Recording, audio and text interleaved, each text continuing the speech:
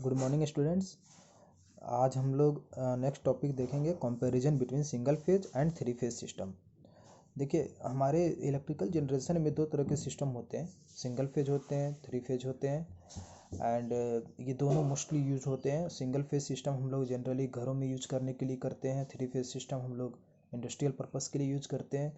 दोनों का अलग अलग इम्पोर्टेंस है, दोनों का अलग अलग कैरेक्टरिस्टिक्स है और इन्हीं चीज़ों को हम आज कंपैरिजन करेंगे।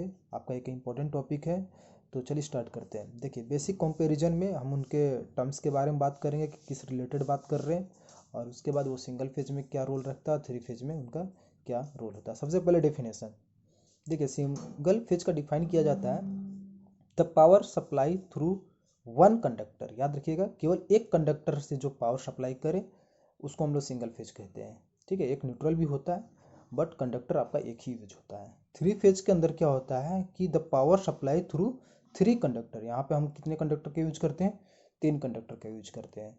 तो ये डेफिनेशन रहा।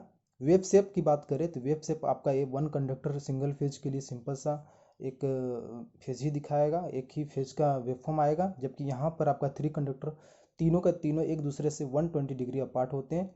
तो पहला कंडक्टर रेड, अगर मान लीजिए रेड वायर का फेज अगर आपने वेव शेप में डिफाइन किया तो येलो फेज का जो वर्क होगा 120 आफ्टर 120 डिग्री के बाद होगा। उसी तरीके से ब्लू जो होगा वाई से 120 डिग्री के बाद स्टार्ट होगा। दैट मीन्स कि ये तीन कंडक्टर का वेव फॉर्म इस तरीके से रिप्रेजेंटेशन होगा। ठीक है, नेक्स्ट है नंबर ऑफ वायर्स। यहाँ कंडक्टर नहीं है, वहाँ वायर की बात किया जा रहा है। तो हम लोग यहाँ पे दो वायर यूज करते हैं, required to wires, one phase के लिए और वन न्यूट्रल के लिए। जबकि यहाँ पर हम लोगों को वायर की कितना जरूरत पड़ेगा, फोर, थ्री फेज के लिए और वन न्यूट्रल के लिए। नेक्स्ट वोल्टेज, हम लोग सिंगल फेज से 232 टू 40 वोल्ट तक अराउंड ले पाते हैं, जबकि थ्री फेज से हमें 415 वोल्ट कैरी किया जा सकता है। पावर ट्रांसफ़र कैपेबिलिटी इसकी मिनिमम होती है और इसकी मैक्सिमम होती है, थ्री फेज की मैक्सिमम होती है।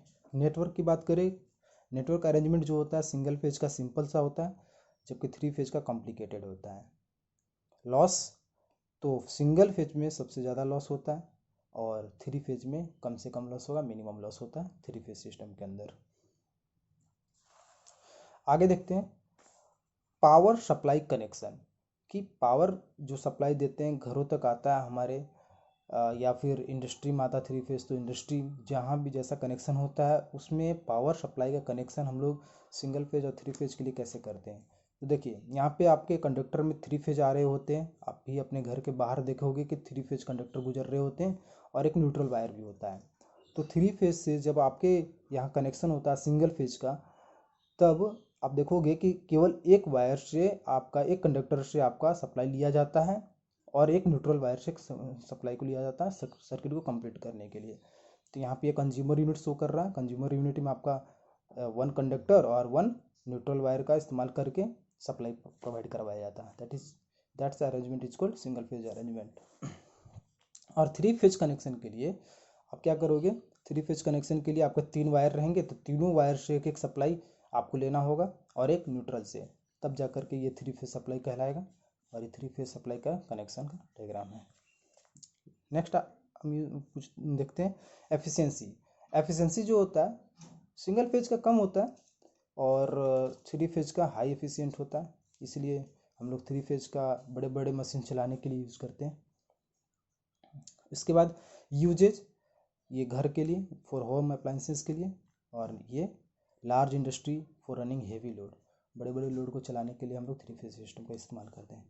तो ये कुल आपके 10 कंपैरिजन है सिंगल फेज और थ्री फेज, इसको आप अच्छे से पढ़ लें। Thank you.